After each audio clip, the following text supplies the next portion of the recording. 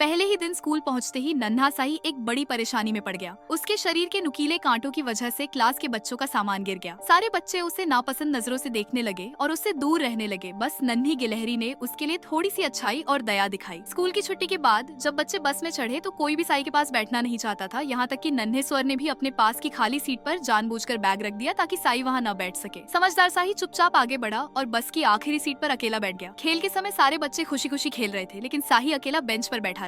अचानक ऊपर से आती एक फुटबॉल देखकर वह उसे पकड़ने दौड़ा, लेकिन उसके कांटों से गलती से एक गुब्बारा फूट गया। झूले के पास नन्हा स्वर सब बच्चों को झूला झुलाने में मदद कर रहा था, लेकिन जब साई की बारी आई तो वह रुक गया। साई के तेज कांटे देखकर स्वर बिना सोचे समझे 2 कदम पीछे हट गया। यह देखकर साई का दिल और भी दुखी हो गया। तभी गिलहरी आगे बढ़ी और साई को अपने पास बैठने के लिए कहा, लेकिन अनजाने में साई के कांटों से गिलहरी को चोट लग गई। साई को बहुत बुरा लगा और अपराध बोध से भरकर वह फिर बस की आखिरी सीट पर जा बैठा। पतझड़ से लेकर सर्दियों तक वह ऐसे ही अकेला बैठा रहा। जैसे जैसे बर्फ गिरती गई वैसे वैसे उसका दिल भी और ज्यादा बंद और अकेला होता चला गया। वो अपने सहपाठियों को हंसते खेलते और आपस में बातें करते देखता रहा और उसका अकेलापन ठंडी हवा की तरह उसके दिल को चुभता रहा। एक दिन साही अकेले कक्षा से बाहर निकला तो उसने देखा कि सारे बच्चे दरवाजे पर एक उपहार का डिब्बा लेकर खड़े हैं। साही हैरान भी हुआ और भावुक भी। उसने उत्सुकता से डिब्बा खोला और अंदर देखने लगा, लेकिन उसे कुछ दिखाई नहीं दिया। तभी गिलहरी ने फोम का एक नरम टुकड़ा उठाया और साही के कांटों पर लगा दिया। फिर बाकी बच्चों ने भी वही किया। कुछ ही देर में साही के सारे नुकीले कांटे नरम फोम से ढक गए और पहली बार उसे जिंदगी का पहला गले लगना मिला।